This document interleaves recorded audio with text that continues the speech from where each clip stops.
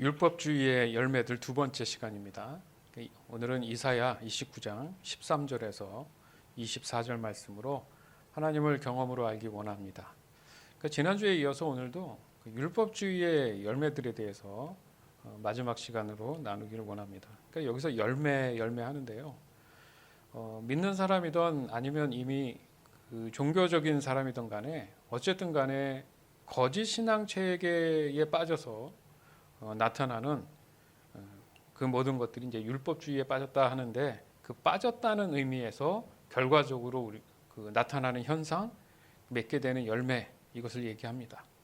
즉 율법주의에 빠지면 일단은 영적 분별력을 상실해요. 그러니까 이게 어두워진다는 거죠. 눈이 어두워지는 것처럼 분간이 안 된다는 얘기입니다. 심지어는 자신이 율법주의에 빠졌다는 그 자체에 대해서 인식을 못하는 그런 결과까지 가지고 오게 되죠.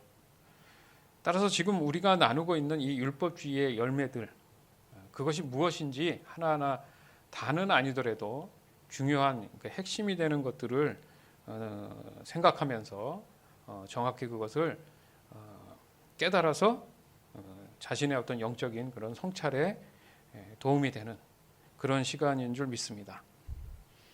그래서 이제 지난주에서 이어서 계속 보겠지만은 가장 이제 두드러지게 나타나는 심각한 현상이라고 할 수 있는 열매가 바로 형식에 빠진 예배예요. 예배가 형식에 빠져서 예배할 수밖에 없는 그런 상황들이 벌어집니다. 이사야 29장 13절, 예레미야 12장 2절, 마태복음 15장 7절에서 11절. 주께서 말씀하셨다. 이 백성이 그 입으로는 나를 존경한다고 말하지만 그 마음은 내게서 멀리 떨어져 있다. 그들이 나를 경배한다고 하지만 그것은 사람들이 해오던 대로 형식적으로 하는 것일 뿐이다.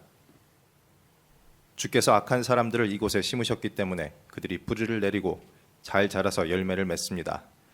그들은 입으로는 주님을 가까이 모신다고 말하지만 마음은 주님으로부터 멀리 떨어져 있습니다.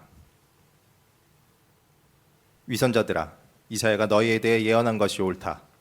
이 백성들이 입술로는 나를 공경하나 마음은 내게서 멀구나. 헛되이 내게 예배를 드리고 사람의 훈계를 교리인 양 가르친다. 예수님께서 사람들을 불러 모으시고 말씀하셨습니다. 너희는 듣고 깨달아라. 입으로 들어가는 것이 사람을 더럽히는 것이 아니라 입에서 나오는 것이 사람을 더럽힌다. 아멘. 일반적으로 이제 사람들이 정립해 놓은 그런 어떤 문화적인 정의들이 있어요. 특별히 이제 학문적인 거나 아니면 사람들 스스로가 뭔가 깨달았다는 의미에서 정립된 그런 내용들이 있는데, 그게 도리어 하나님의 말씀을 앞서 나가거나 그 위에 두는 그런 경우들이 이제 인본주의적인 건데, 그게 이제 마치 정말 하나님을 깊이 알고 본인들이 예배하고 또 신앙적인 측면에서 믿음을 보여준다고 확신하는 그런 경우들이 있단 말이죠. 보기에는 진짜 그런 것 같아요. 그게 맞는 것 같고, 그래서 이제 사람들을 찾아다니면서 이제 선생님 하면서 그 사람의 철학이나 그 사람이 갖고 있는 신념들을 듣기 시작하죠. 그래서 그게 바로 올바른 어떤 하나님과의 관계에서의 예배다, 아니면 어떤 영적인 믿음이다, 이렇게 많은 세월을 반복하다 보니까 이제 말씀에 대한 어떤 본질적인 측면에서 많이 이탈되는 경우들이 이제 생기게 된 겁니다. 그래서 오늘날 지금 우리에게 비춰봤을 때 바로 이 율법주의에 대해서 하나님 말씀을 우리가 온전히 깨닫고 찾는다면 그 예배를 입으로만 드리는 경우, 입으로 드린다는 게 이제 말로만 한다는 것도 있지만 뭐예요? 마음, 진심이 없는 그런 마음이 없는, 그냥 이렇게 보여지는 외형적인 그런 것들을 얘기하는데, 그걸 이제 성경은 가증하다, 위선적이다, 이렇게 표현을 한단 말이죠. 즉 입만 살아 있다, 뭐 이렇게 사람들이 표현하잖아요, 그죠? 그러니까 행동도 없고 특별히 그것도 적용점도 없으면서 말만 한다, 이런 표현들을 많이 하지 않습니까? 그거와 이제 비슷하다고 할 수 있어요. 왜 그러느냐? 교회 생활을 오래 하다 보니까, 아니면 뭐 신학 공부를 하든가 무슨 공부를 많이 했든가, 아는 게 많은 경우, 경험이 많은 경우 도리어 그게 자신의 어떤 믿음과 어떤 그 신앙의 본질에 대한 것에 발목을 잡게 되는데, 그게 바로 이제 어떤 직접적인 순종으로 실행되는 게 아니라 도리어 그게 싫어지는 거죠. 그거보다는 본인의 생각이 앞서면서 매우 자기 중심적인 그런 성향을 보이게 된다는 겁니다. 여러분 잘 알잖아요. 예배의 주인은 누구십니까? 하나님이요. 너무 잘 알아요. 그럼 본질은 누구십니까? 하나님이요. 너무 잘 알아요. 그렇기 때문에 예배는 사람이 임의로 본인이 판단해서 드릴까 말까 어떤 내용들에 대해서 본인들이 잣대를 대거나 이럴 수 없는, 감히 그럴 수 없는 영역임에도 불구하고 이것을 너무 잘 알면서도 불구하고 자기도 모르게 그런 행동이나 생각을 하고 있다라는 거죠. 그게 지금 심각한 상황이라고 얘기하는 거예요. 그걸 만약에 인식하고 인지했으면 돌이켰겠죠. 그러지 못하기 때문에 도리어 영향력 있는 그런 사람들을 통해서 그게 이제 정당화되는, 그게 어떤 올바른 예배의 형태가 되는 그런 모습을 갖게 되었다는 얘기입니다. 하나님은 예배에 대해서 이미 사람을 창조하실 때 명령하신 거예요. 그죠? 아담을 창조하셨을 때 예배자로 하나님께서 부르신 거고 창조하신 겁니다. 그러니까 사람은 하나님을 예배하도록 창조되었다. 곧 예배자로 창조되었다. 그래서 언제나 무엇을 하든지 누구의 영광을 위해서 한다고요? 하나님의 영광을 위해서 한다는 거죠. 영광을 위한다. 이게 예배한다는, 경배한다는 의미가 있는 거죠. 즉 모든 것을 주관하시고 인도하셔서 믿는 사람들의 삶에서 하나님의 뜻이 이루어지는 것을 확인하고 감사하는 것, 이게 예배가 되는 거죠. 그죠? 한 주간 살아보니까 내가 하나님과의 친밀함으로 하루하루 말씀 보며 기도하며 살다 보니까 하나님의 일하신 것들이 나를 통해서 확증되고 보여지는 것들이 있잖아요. 그걸 간증이라 하기도 하고 그런 걸 이제 나누다 보면 알잖아요. 그런 부분의 경험함을 통해서 내가 하나님을 좀 더 알았다는 사실 때문에 내 마음에 기쁨이 있고 감사가 있잖아요. 그것을 공동체가 모인 이 교회의 장소에 와서 함께 하나님께 기뻐하며 감사하는 것, 이것을 의미한다는 거죠. 그러니까 다시 말해서 사람의 어떤 노력이 아니라 하나님의 뜻을 따라서 순종하는 삶에서 모든 사람에게 있어서의 복의 결과가 하나님이 허락하신 만큼 나타나게 되는 것, 그런 의미에서 확증하는 시간이 바로 예배라는 거예요. 여러분 잘 알지 않습니까?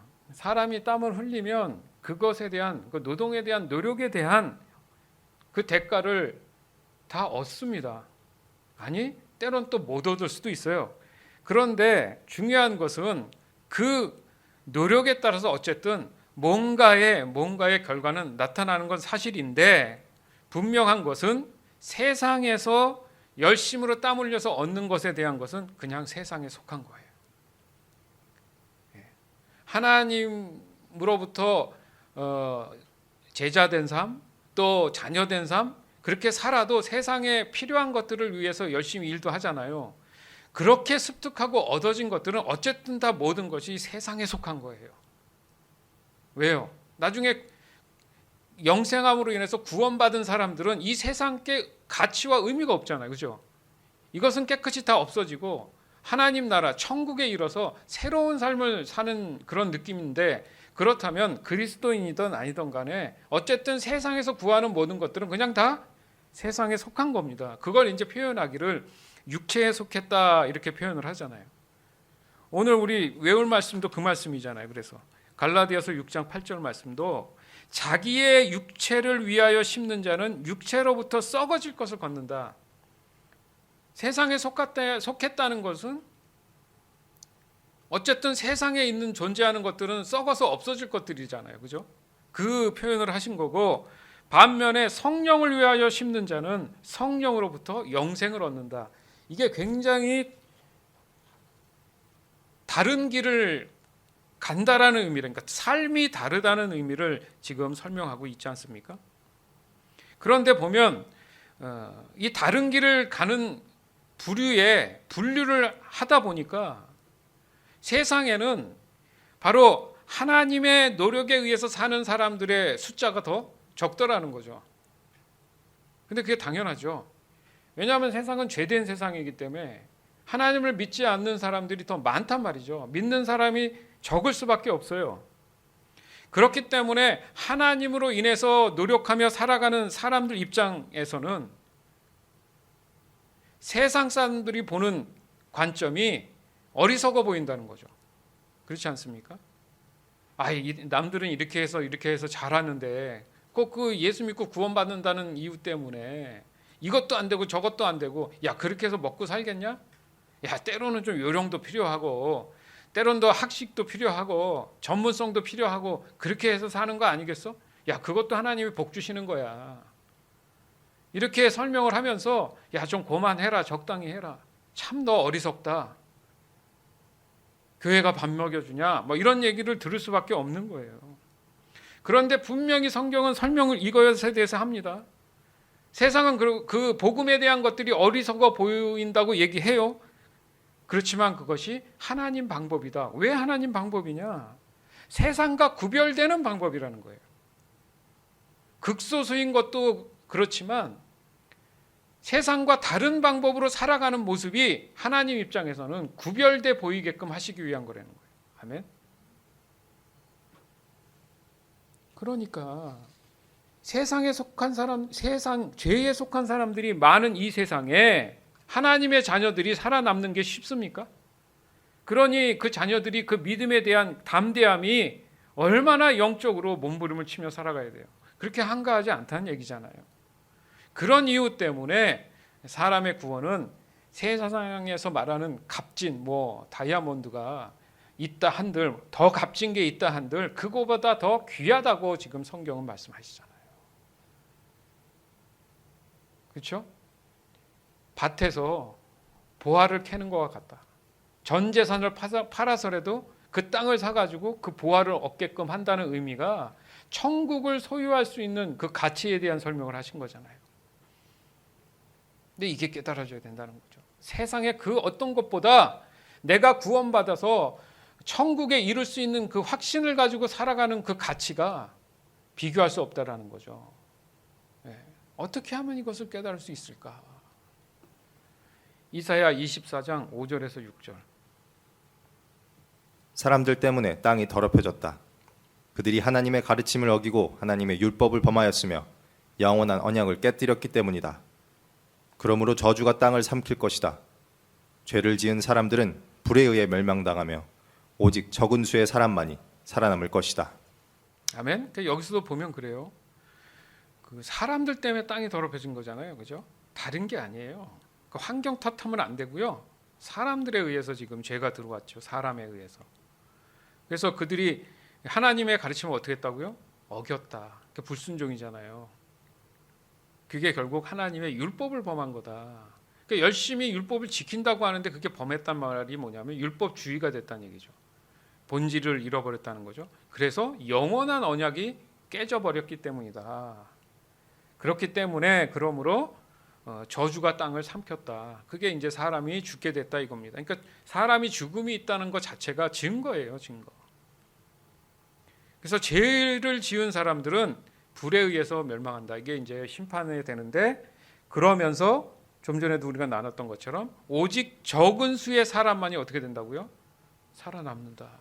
여러분, 막연하게 그냥 교회 다니고 저 예수 믿고 구원받았어요 한다고 해서 다 구원받는 게 아니에요. 여러분, 긴장할 필요가 있는 거예요.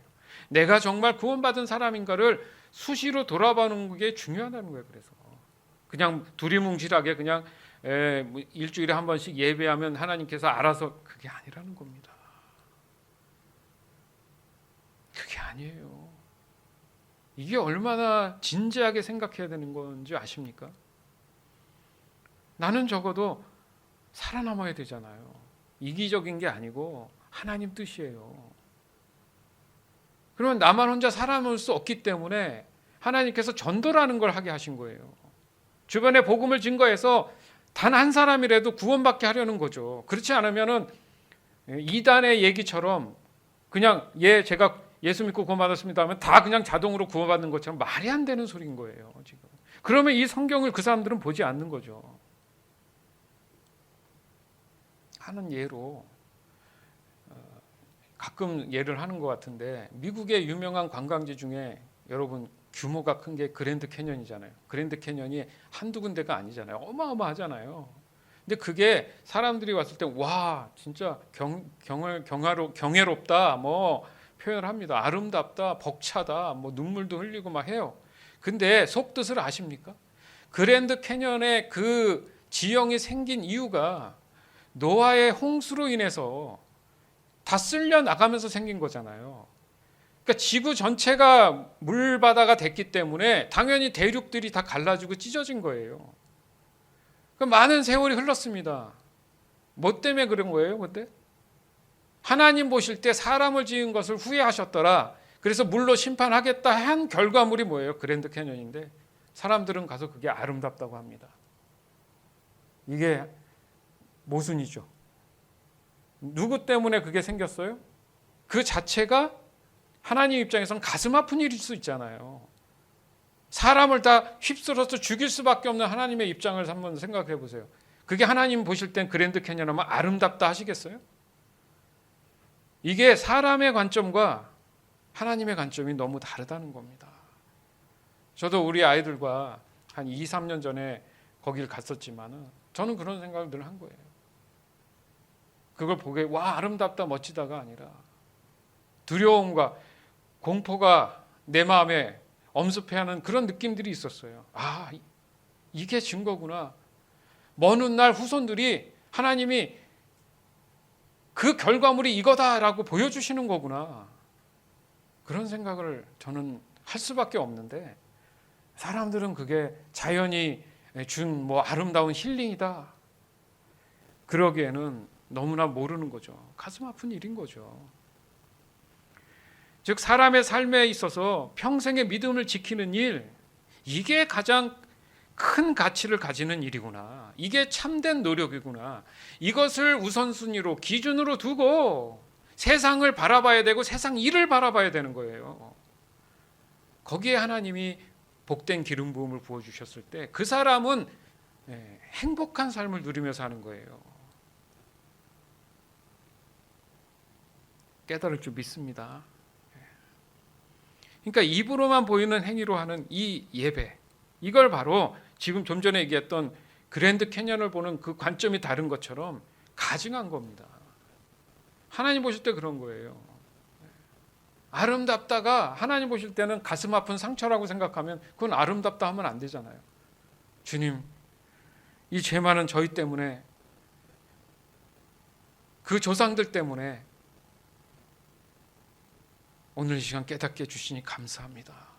이런 마음이 있어야 되는데 그런 것 없이 자기 행위로 인해서 뭔가 만족하고 마음의 스트레스가 풀리고 속이 후련하다는 이유 때문에 예배가 존재한다는 것은 말이 안 되는 소리란 얘기예요. 그걸 하나님이 지적하신 부분이 바로 가증한 거다, 부정한 거다. 그러나 하나님이 분명히 말씀하셨어요. 가증한 거, 부정한 거, 그건 제사물도 받지 아니하시고 제사도 받지 아니하신다. 그 얘기는 뭡니까? 예배도 받지 않는 거예요. 그런데 이 가증하고 부정한 예배가 오늘날 지금도 얼마나 많이 실행되고 있습니까? 그들은 다 자기 만족에 빠져 있어요. 어이구 속 시원하다, 후련하다. 교회를 스트레스 풀러 옵니까? 교회는 그런 곳이 아니고 예배는 그런 게 아니에요. 어떻게 하면 이 진리를 깨달을 수 있을까? 그 모습이 혹여나 내 자신이 있지는 않을까? 바로 이 예배에 대한 소중함, 중요성에 대한 이 의미에서 보면 어떻게 보면 사람들이 잘 구분을 못하는 수도 있어요. 왜냐하면 예배는 마음을 다해서 드려야 됩니다. 그렇죠? 마음을 다하고 목숨을 다하고 성품을 다해서 주 너의 하나님을 사랑하라는 그런 마음에서 예배를 해야 하는데 거기서 끝나는 문제가 아니라 하나님이 예배를 드릴 수 있는 이 교회 공동체를 또한 허락하셨지 않습니까? 모여서 할 수 있는 예배 형태를 만들어 주셨는데 그건 뭐예요? 직접 본인들이 나와서 동참해야 되는 문제. 거기서 행해지는 일들이 다 행위이거든요. 그 행위를 포함하고 있다는 얘기입니다.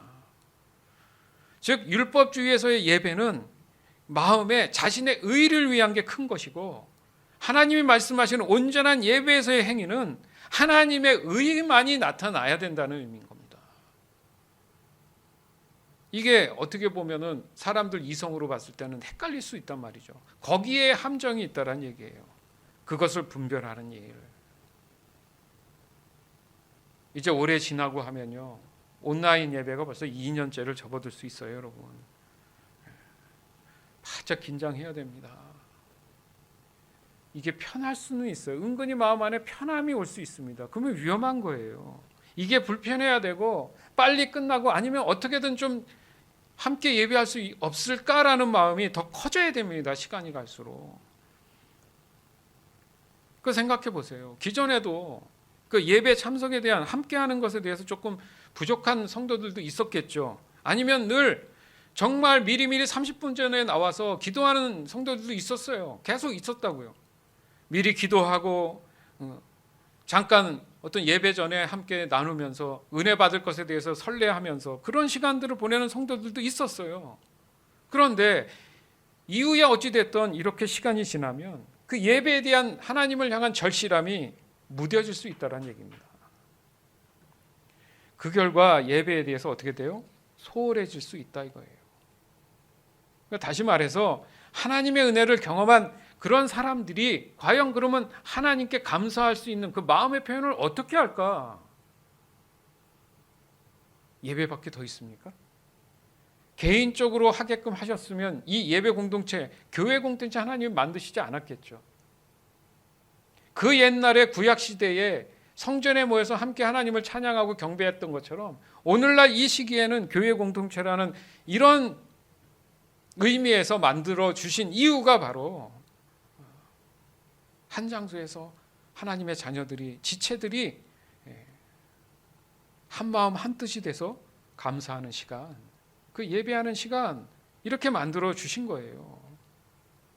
그렇기 때문에 예배라는 것은 하나님이 그 사람에게 받아야 예배가 이루어지는 거예요. 내가 아무리 어떤 행동을 해도 하나님이 원치 않으시면 그건 예배가 아닌 거죠. 대상이 없으니까 자기 혼자 북치고 장구치고 그걸 다 한 거죠. 그게 무슨 의미가 있겠습니까? 그거야말로 집에서 혼자 하면 되죠. 그러니까 그냥 참석만 했다고 해서 자동적으로 하나님이 그 사람을 그래 예배 잘했다 그런 적이 없으시다는 거죠. 그래서 이 온라인 예배 드릴 때도 우리가 늘 강조하는 게 그거잖아요. 그 마음가짐 때문에 그 옛날 2년 전 1년 전에 교회 나올 때 그 마음가짐들 있잖아요. 미리미리 준비하고 깨끗하게 정결하게 옷을 입고 성경책을 준비하고 기도하는 마음으로 차를 타고 와서 샬롬 지체들을 만나서 인사하고 예배 10분 전에 기도하면서 그런 마음들이 내 외형적인 모양에서도 자세에서도 나타나기 때문에 어느 곳에 있든지 확인은 할 수 없지만 하나님은 보시고 아시기 때문에 그 자리에서 그렇게 준비해서 예배해라 이렇게 얘기할 수밖에 없는 거죠.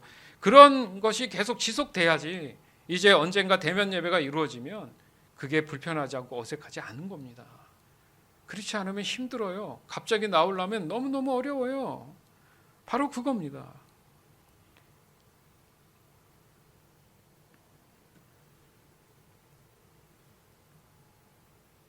이 형식적인 예배를 무조건 그러면 하나님이 원치 않는다고 해서 그냥 마음이 중요하니까 좀 편하게 하면 안 되나 생각할 수 있죠. 그러나 그것은 절대 금물입니다. 위험합니다. 그 생각이 들어오는 순간부터 이제 자기 의에 빠지기 시작하는 거예요.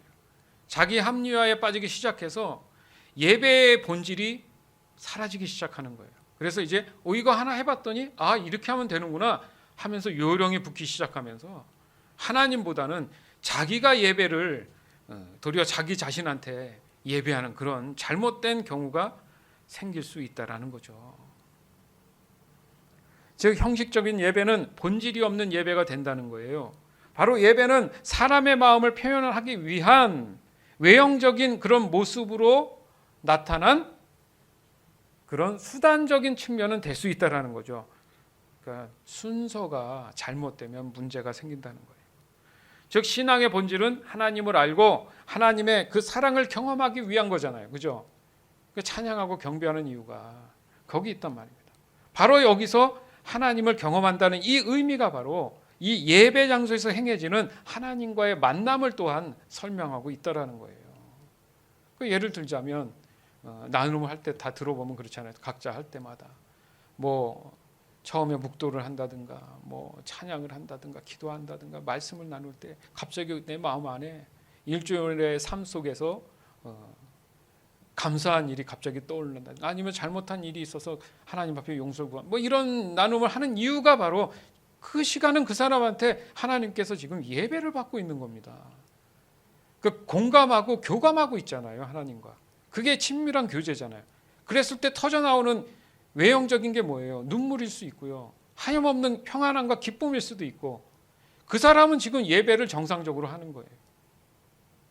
그렇지 않다는 거예요. 반대로 얘기하면 굉장히 예배가 밋밋하다는 거죠.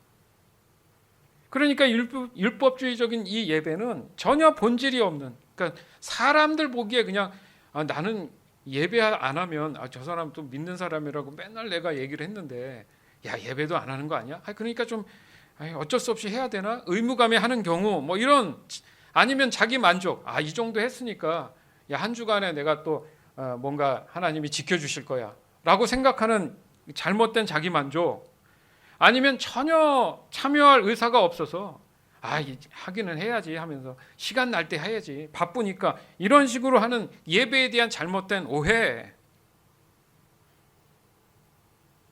따라서 진정한 예배는 하나님만 바라봐야 된다 이겁니다. 다른 게 거기 개입되면 안 돼요. 동시에 하나님을 더욱 알기를 간절히 원하는 시간이기 때문에 다른 잡생각이 들어와서는 안 된다는 얘기잖아요. 또한 하나님에 대한 그 사랑이 더욱 그 원하는 그 시간을 보내는 거기 때문에 한 주간의 삶 속에서 하나님이 나와 함께 동행한다는 사실을 확인하는, 확증하는, 또 앞으로 그렇게 해달라는 그런 의미에서 예배가 진행돼야 된다는 얘기잖아요. 그러니까 결과적으로 입술에 감사가 넘치고 찬양이 넘치죠. 같은 입술인데 마음에서 올라오는 것과 그냥 내 입에서 목소리, 듣기 좋은 소리로 나온 것은 하늘과 땅 차이라는 얘기입니다.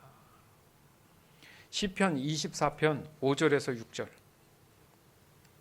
그들은 여호와께 복을 받게 될 사람들이며 그들의 구원자이신 하나님께 옳다고 인정받은 사람들입니다. 오 야곱의 하나님이시여, 그들은 하나님을 따르고 하나님의 얼굴을 찾는 사람들입니다. 아멘. 셀라. 아멘. 맞는 말씀이잖아요. 보세요.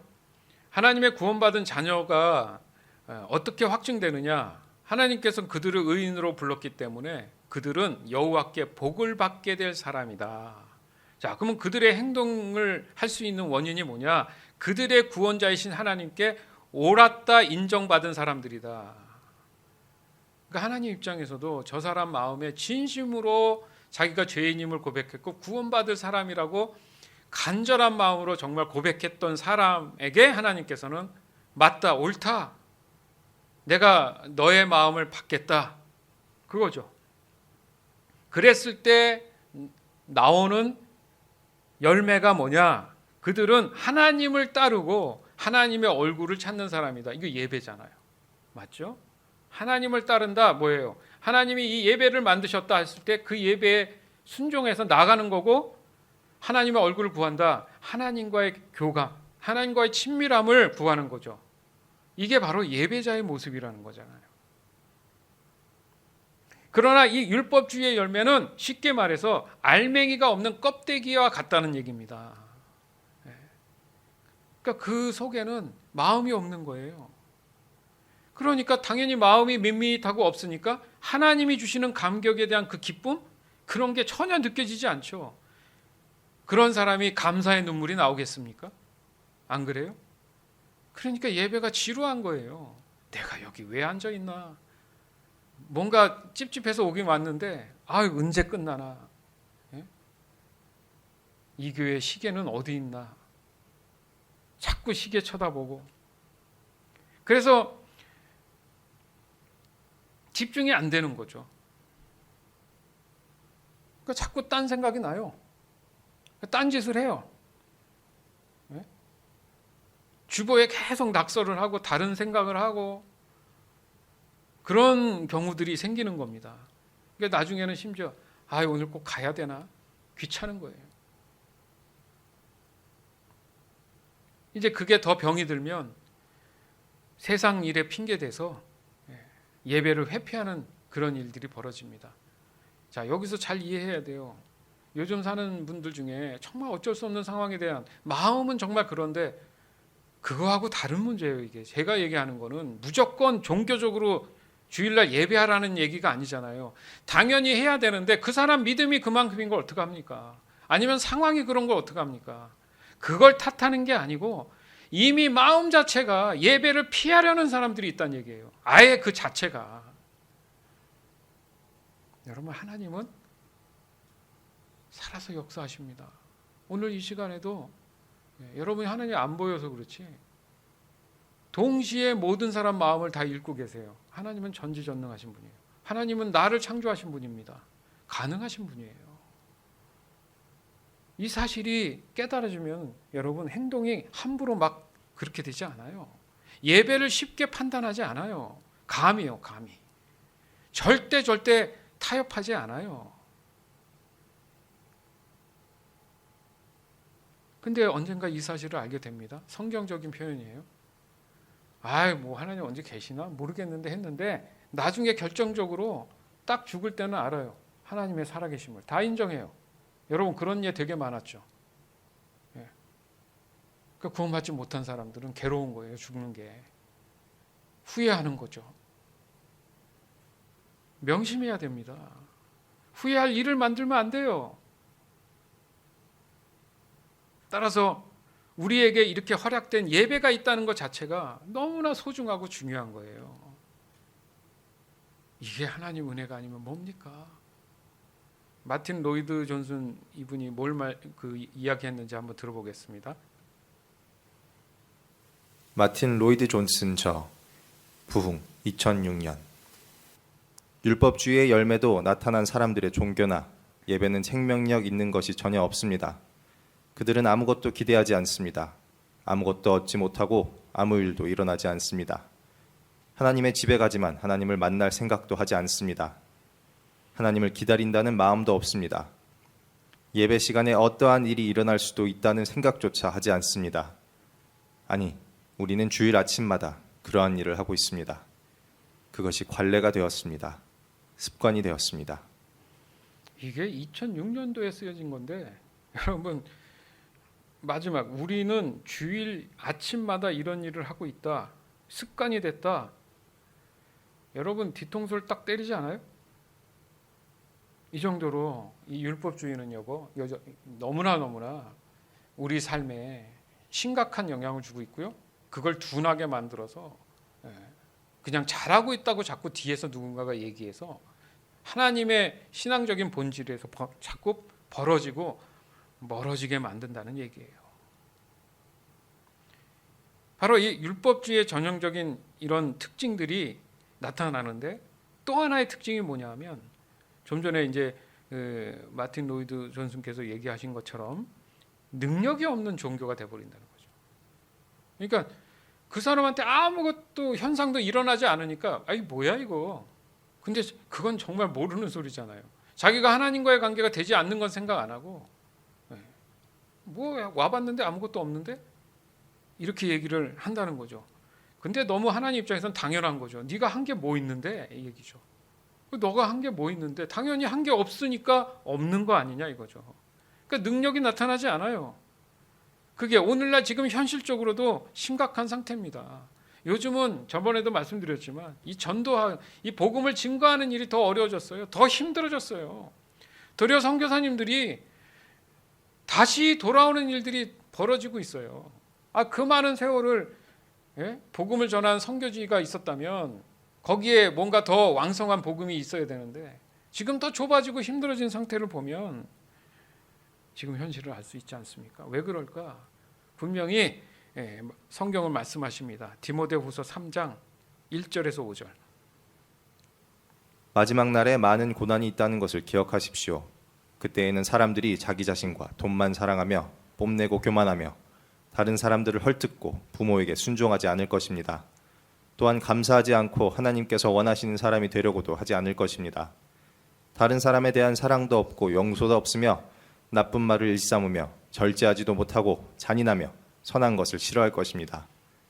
가까운 친구를 배반하고 성급하게 행동하며 교만하고 쾌락을 즐기며 하나님을 사랑하지 않고 겉으로는 하나님을 섬기는 채 하나 실제로는 하나님을 경외하지 않을 것입니다. 여러분은 이런 사람들을 멀리하기 바랍니다. 이런 사람을 멀리하시기 바랍니다. 나도 그럴 수 있지만 내가 믿음이 약하면 멀리해야 돼요. 정죄하지 말고 멀리해야 돼요. 나의 믿음을 지키기 위해서 그런 거예요. 그 사람들을 정죄하기 위한 게 아니에요. 내 믿음을 지켜야 되기 때문에. 안 그러면 나도 먹히니까. 그런데 착각하는 게 뭐냐면 내가 모든 걸 이렇게 그런 사람 끌어안으면 되지 않습니까? 그건 착각입니다. 그건 착각이에요. 그러려면 그 사람들보다 내가 더 큰 믿음이 있어야 돼요. 그러지 못할 거면은 멀리해야 되는 거예요. 왜요? 이 현상이 심각하게 더 극대화될 거니까. 무슨 결과를 위해서? 구원받지 못하게 하기 위해서. 근데 이게 이 성경에만 하는 말씀이 아니라 지금 하나하나 보세요. 지금 다 여러분들 주변에 일어나는 일이잖아요. 혹여나 어떤 거는 내가 그렇게 하고 있는 것도 있어요. 맞지 않습니까? 그럼 성경 말씀은 이걸 어떻게 다 알고 있죠?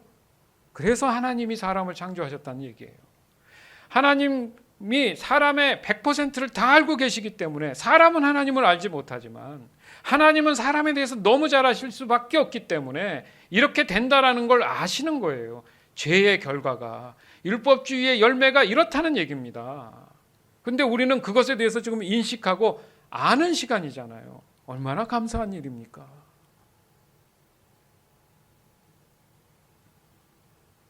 즉 자기중심적이고 자기의로 살아가는 사람들의 어떤 생각 안에 있는 이 신앙이라는 거죠. 그러니까 겉으로는 아는 게 많으니까 그 모양이나 절차를 중요시 여겨요. 그래서 말로는 경건해야 된다 하고 거룩해야 된다고 얘기는 강조하는데 본인은 정작 하고 있지 않다는 얘기죠. 그렇기 때문에 그런 사람들의 삶에는 죄를 이길 만한 능력이 나타나지 않아요. 하나님이 주시지 않았기 때문에. 왜요? 죄는 오직 예수 그리스도로 인해서 해결이 되는 거잖아요. 그러니까 예수님이 없는데 자기가 어떻게 죄를 해결합니까? 말이 안 되잖아요, 그것도. 그러니까 능력이 당연히 안 나타나는 겁니다. 그러니까 이것을 봤을 때 하나님 보실 때는 참 가증스럽잖아요. 뻔히 아는데 거짓말하고 있으면 그 사람에게 말은 안 해도 얼마나 가증스러워 보입니까? 공감하시죠? 얼마나 위선적으로 보여요. 그리고 때로는 그런 사람인 줄 알았는데 나중에 그 발각되는 경우에는 배신감 느끼죠. 그 위선에 대해서 가슴 아파하잖아요. 그렇지 않습니까? 사람이 겉과 속이 다르기 때문에 그렇다는 얘기예요. 그래서 마태복음 23장 28절에도 비슷한 말씀이 있어요. 너희가 겉으로는 사람들에게 의롭게 보이지만 속은 위선과 악이 가득하다.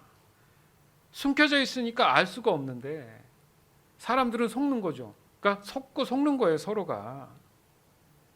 즉 이 위선 곧 외식이 뭐라고요? 매우 악한 것이다. 그걸 그러면 사람이 어떻게 포용해서 내가 저 사람을 사랑해 주면 되지? 그거같이 큰 교만이 없습니다. 그럼 하나님도 이미 다 품고 해결하셨어야 되는데 믿는 사람의 수는 적다고 얘기하시잖아요. 나머지는 하나님께서 버리신다는 얘기잖아요. 좀 더 이해가 되십니까? 어떻게 내가 살아남아야 될지가 깨달아지십니까? 그래서 바로 이 중한 죄 때문에 이 죄인들이 사람들로 하여금 하나님의 말씀을 이용하잖아요. 그래서 그 말씀으로 인해서 속이는 거죠. 그렇지 않습니까? 그래서 그 속임이 하나님 보실 때는 가장 무거운 형벌에 속한다는 얘기입니다. 하나님의 이름을 팔았으니까. 사람만 속인 게 아니라 하나님도 속이고 있다는 얘기죠. 그럼 하나님 모르시냐? 하나하나 다 아신다는 거죠. 지금 오늘날 저와 여러분의 모습은 어떻는지 생각해 보자는 거예요. 교회를 나갈 때나 직장에 갈 때나 학교에 다닐 때 어떤 뭐 시장에 갈 때 뭐 식당에 갈 때 운동을 할 때 기타 등등 각각 나는 다른 모습이 아닐까. 그럼 한번 점검을 해봐야 되는 거예요.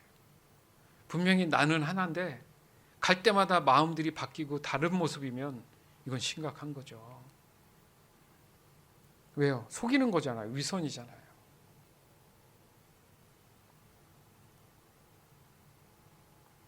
여러분, 교회라고 안전하지 않아요. 그러나 그럼에도 불구하고요, 하나님이 이 교회를 허락하신 이유가 바로 교회이기 때문에 이 심각한 영적인 상태에 대해서 함께 인식하고 고민할 수 있는 거잖아요. 이 땅 가운데 교회가 없으면요, 이런 고민 하겠습니까? 그래서 더욱 교회를 지키는 일에 우리가 정말 목숨을 걸어야 된다. 그 얘기가 뭐냐면 나의 믿음을 지키는 일이다. 똑같은 말인 거예요. 교회를 신실하게 영적으로 하나님 말씀대로 잘 지키는 일이 하다 보니까 내 믿음을 지키게 되더라는 거죠.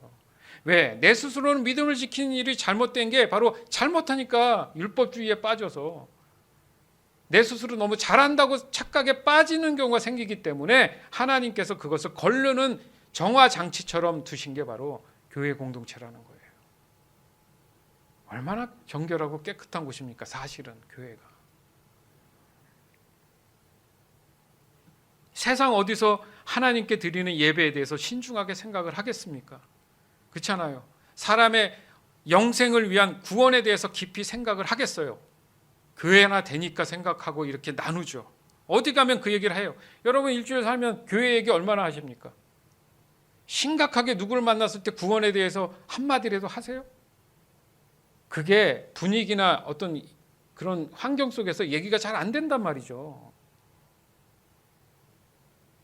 그런 얘기를 반복해서 해야지 내가 믿음을 지키는 일에 더 성숙해지니까 하나님이 이 교회 공동체를 허락하신 겁니다. 감사해야죠. 따라서 내 자신이 세상에 무언가를 하고 있느냐가 중요한 게 아니더라는 거죠. 그거보다 더 중요한 것은 지금 내가 하나님 앞에 온전한 예배자의 모습으로 살아가고 있는가. 무슨 말이냐? 하나님이 사람을 창조한 목적을 내가 정확히 깨닫고 있느냐. 구원받은 사람이라면 이게 더 중요시 여겨져야 된다는 거예요. 그러면 사는 것에 대한 필요는 하나님이 다 채워주십니다. 믿으시기 바라요. 너무 잘하는 말씀, 먼저 그의 나라와 의를 구해라. 그리하면 이 모든 세상에 필요한 것들은 내가 다 알아서 채워준다. 믿으십니까?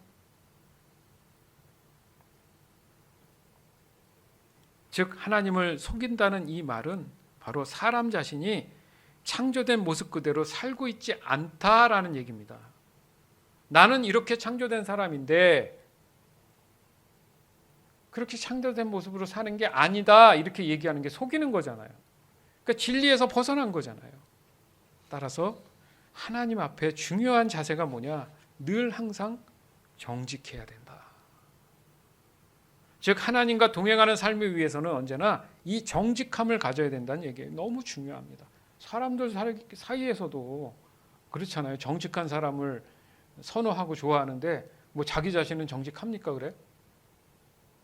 근데 하나님 앞에서의 정직함은 사람들 앞에 정직하면 달라요. 사람들 앞에 정직해도 속이 어떤지 모르잖아요. 근데 하나님은 딱 아시잖아요. 바로 네가 속마음이 정직한지 안 한지를 아신단 말이에요. 정말 네가 진심으로 나에게 예배하는지를 아신다는 거죠. 그렇지 않으면 지금 그 사람은 하나님과 동행하고 있기보다는 자기 의를 위한 자기 중심적인 판단으로 인해서 언제나 자신의 유리한 쪽으로 얘기하고 행동해야 되잖아요. 그러다 보면 나타나는 게 뭐예요? 거짓말을 해야 돼요. 그때 나타나는 게 거짓말입니다. 맞잖아요. 그 사람들은 그게 거짓말인지 진짜인지 모르니까 속는단 말이죠. 근데 자기 자신은 알아요. 거짓말하고 있는지. 근데 자기 자신만 아느냐? 하나님이 옆에서 딱 보고 아신다는 거죠. 따라서 하나님과의 이 동행함에 있어서 정직함은 하나님의 진리, 곧 말씀이 언제나 그 정직함으로 이끌기 때문에 그것에 대해서 동의해야 되는, 그게 아멘이에요.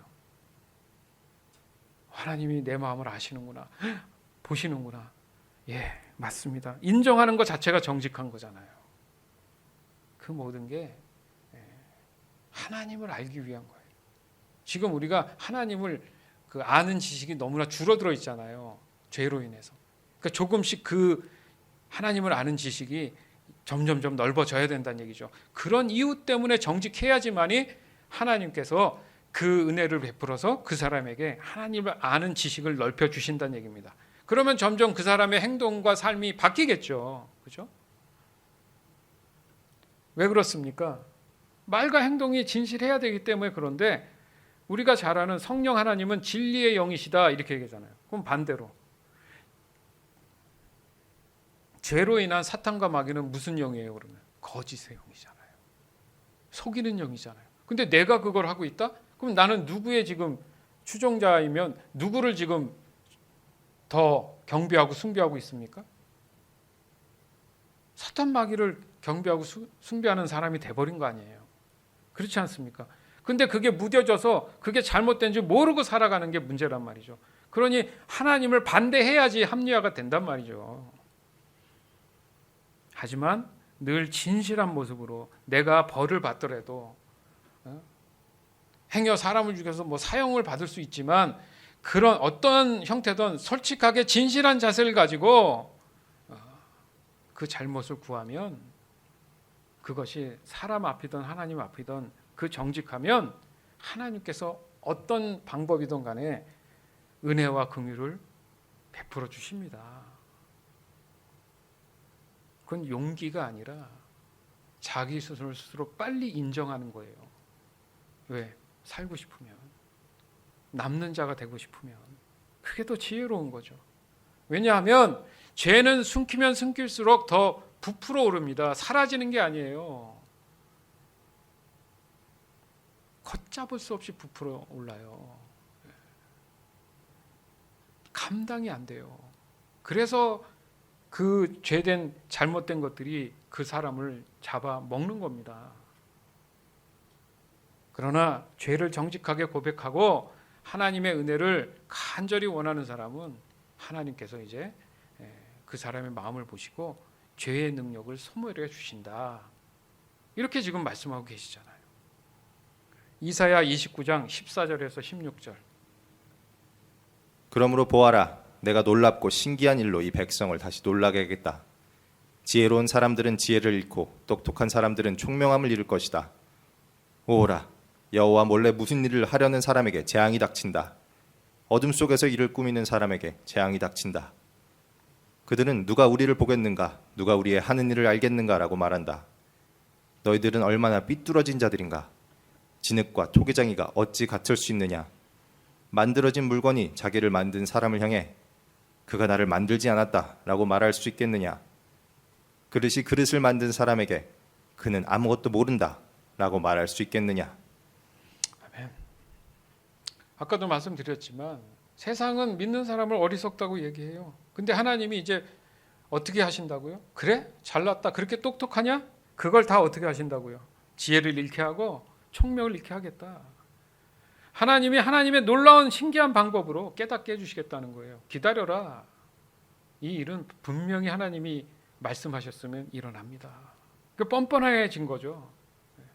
그릇을 만든 주인이 있는데 그릇이 주인한테 당신 뭐야? 따질 수 없다는 거잖아요. 맞는 얘기 아닙니까? 갑자기 그릇이 여러분한테 덤비고 그런다고 생각해. 말도 안 되는 얘기처럼 사람들은 어리석게도 말도 안 되는 일을 지금 벌리고 있다. 그게 죄라 이겁니다. 바로 이 율법주의의 특성이라는 거죠. 그러면 또 다른 특성이 뭐냐? 더 심각한 거예요. 영적으로 눈이 먼, 그러니까 실체가 없는 껍데기 종교를 갖게 된다는 거예요.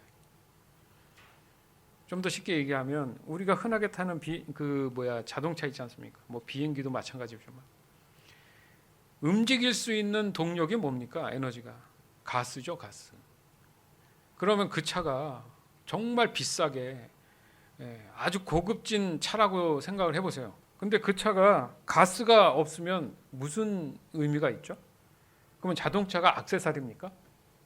그러니까 저는 늘 우리 저 식구들한테도 가족들한테도 얘기하지만 차는 문제없이 잘 굴러다니는 게 중요하다. 옵션이 너무 많이 붙으면 고장이 굉장히 많더라. 사소한 게 그렇지 않습니까? 그래서 이제 뭐 여름에 에어컨만 잘 나오고 겨울에 히터만 잘 나오고 특별히 문제없이 잘 굴러가는 게 진짜 좋은 차다. 그 얘기가 뭡니까? 차의 정체성이에요. 여러분 뭐 너무 아는 얘기지만 왜 이렇게 쉬운 예를 듭니까? 신앙도 마찬가지라는 거예요. 그 얘기를 하고 싶은 거예요. 띠까번쩍 뭔가 겉을 모양을 잘 만들었다 해도 거기에 가스가 없으면 그 차는 차가 아닌 거예요. 그냥 보기에 좋은 거지. 안 그렇습니까? 정체성을 잃어버린 거 아니에요. 뭔 소용 있고 의미가 있겠습니까? 예? 그러니까 좋은 차, 비싼 차 타는 사람들은 부의 상징이에요. 항상. 뭐야? 남의 보이기 위한 거잖아요. 그래봤자 차고 그래봤자 가스 없으면 움직이지 않는 무용지물입니다. 왜 그 생각을 사람들이 자꾸 놓치는지 모르겠어요. 이것을 비추어 봤을 때 하나님의 영이 사람에게 임하면은 그 사람은 그 사람의 기능을 한다는 얘기예요. 왜요? 죄로 인해서 에덴에서 쫓겨났다는 의미는 반대로 얘기하면 하나님의 영이 그 사람에게 떠난 겁니다. 여러분 자동차 가스가 뭘로 만들어져 있어요? 살아있는 짐승의 그게 땅 속에서 순간 엄청난 압력에 의해서 만들어져 나온 즙이 바로 석유예요. 아시잖아요. 거기에 딸려온 게 다이아몬드고 이게 영적인 의미에서 우리에게 주는 메시지가 있는 것 같지 않아요? 생명이 생명을 낳습니다. 아멘? 죽은 거에서 여러분들 생명을 얻을 수 있는 게 있어요? 동력이 없어요. 사람이 죽을 수밖에 없다는 것은 영원한 생명을 유지할 수 있는 뭔가가 사라진 거잖아요. 그게 하나님의 영이잖아요. 성령. 사람에게 하나님의 영이 없다는 건 자동차에게 가스가 없는 것과 같은 거예요. 모양만 화려하고 예쁘다, 멋있다, 세상의 모든 것을 가졌다, 그건 그냥 껍데기인 겁니다. 사랑 구실이 안 되는 거예요. 정직해라, 겸손해라, 그게 바로 자동차가 그냥 잘 굴러다니고 에어컨이나 히터만 잘 나오면 된다, 그거 똑같은 얘기예요. 그게 파생돼서 사람들 생각 안에서 나오는 것들이 다 지금 우리가 활용하고 있는 것들입니다. 하나님의 실체는요, 바로 성령님의 이 조명하심에 의해서 사람이 능동적으로 움직여줄 수 있다, 깨달아질 수 있다. 그렇기 때문에 하나님은 늘 겸손한 사람에게 은혜를 베푸신다, 이 얘기를 자꾸 하시는 거예요. 개수가 없는데요, 개수 좀 주시면 안 되겠습니까? 어떻게 하면 주실 수 있나요? 너가 자동차라는 것을 인정해라. 저는 자동차가 아니라 보세요, 이 옵션이 이렇게 풀 옵션이 있고요, 화려하고 전 자동차가 아닙니다. 그러면 가수를 줄 수 없는데. 맞습니다. 전 몰랐어요. 제 쓸데없는 걸 다 떼어내고 다시 제가 자동차라는 걸 깨닫고 가겠습니다. 그러니까 사람이 자동차인 거예요. 사람이 운전수가 아닙니다. 자꾸 사람이 사람을 운전하려고 해요. 운전하는 분은 예수님이에요. 근데 착각해가지고 내가 그 자리에 앉아가지고 내가 운전하려고 하는 거죠. 그게 율법주의입니다.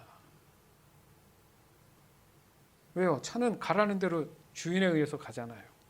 그게 순종이잖아요. 하나님 뜻대로 산다는 게 뭡니까?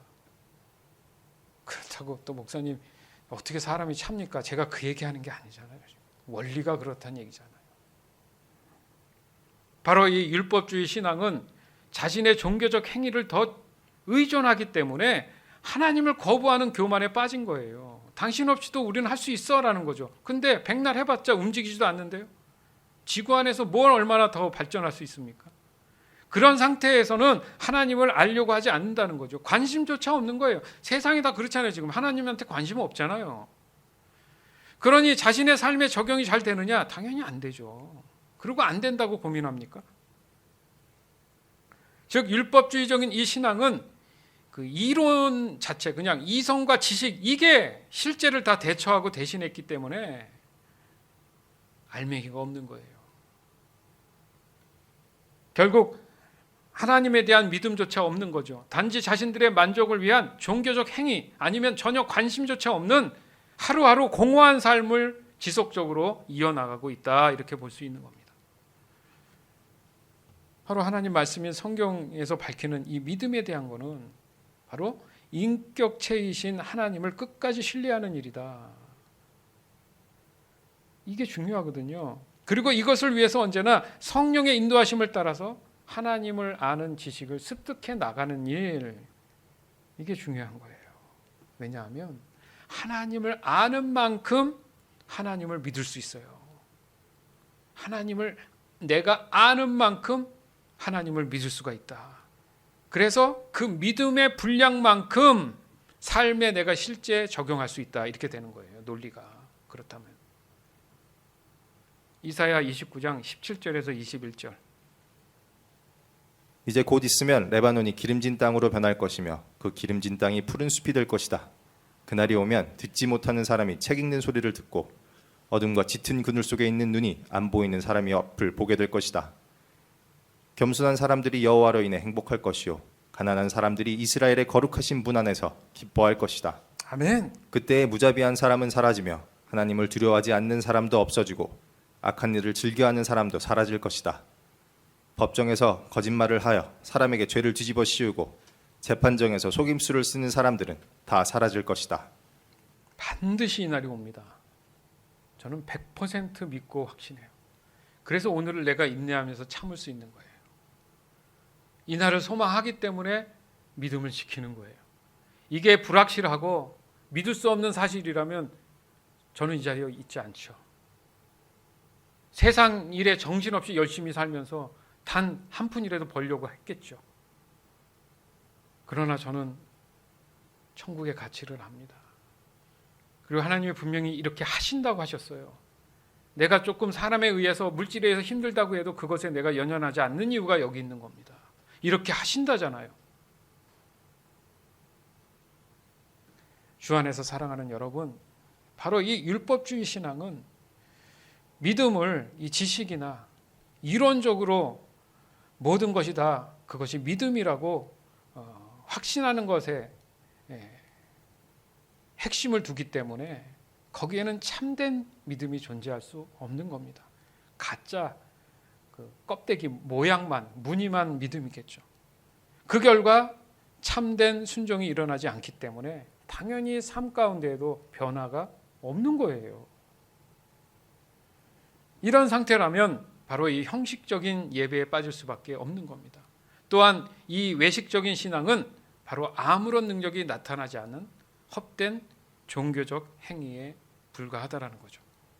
더 나아가서는 신앙의 실체가 존재하지 않는 그런 일상을 보낼 수밖에 없는 거예요. 즉 영적으로 눈이 먼 자기중심적인 종교 행위에 빠지게 된다는 거죠. 결국 구원에 있어서 가장 중요한 조건이 이 믿음이 일어나지 않기 때문에 삶에서도 구원이 일어나지 않는다는 거예요. 여러분 중요합니다. 돌아보세요. 고민하지 마시고 이 결과들에 대해서 열매들에서 지금 얘기를 했다면 나를 비추어 봤을 때 거기에 해당되면 속히 돌이켜야 된다는 얘기입니다. 큰일 나요. 위험해요. 결국 오늘 우리에게 주어진 이 말씀들은 저와 여러분의 신앙을 돌아보는 기회로 삼게 된 겁니다. 이 중요한 기회가 또다시 올까? 안 올 수도 있다? 이 생각을 하셔야 되는 거예요. 이 소중한 시간에 더욱 온전한 믿음을 깨닫고 하나님을 좀 더 아는 지식이 커가시기를 주 예수 그리스도 이름 간절히 축원합니다. 더욱 겸손히 자신의 상태를 냉철히 돌아보고 하나님과 동행할 수 있는 삶의 그 실체가 일어나도록 내 스스로가 행여나 교만하지 않을까. 그 마음을 좀 돌이켜서 늘 내려놓는 작업을 해야 할 줄 믿습니다. 그래서 저와 여러분의 믿음이 날마다 성장하고 깊어져서 전적인 하나님 중심적인 예배자의 모습으로 여러분 모두가 거듭나기를 주 예수 그리스도의 이름으로 다시 한번 간절히 축원합니다. 아멘. 이사야 29장 22절에서 24절. 그러므로 아브라함을 구원하신 여호와께서 야곱 집안을 두고 이렇게 말씀하셨다. 이제 다시는 야곱이 부끄러움을 당하지 않을 것이며 다시는 그의 얼굴빛이 붉어지는 일이 없을 것이다. 그들은 내 손으로 지은 그들의 모든 자녀를 보고 내 이름을 거룩하게 여길 것이다. 이스라엘의 거룩하신 분을 두려움으로 섬길 것이다.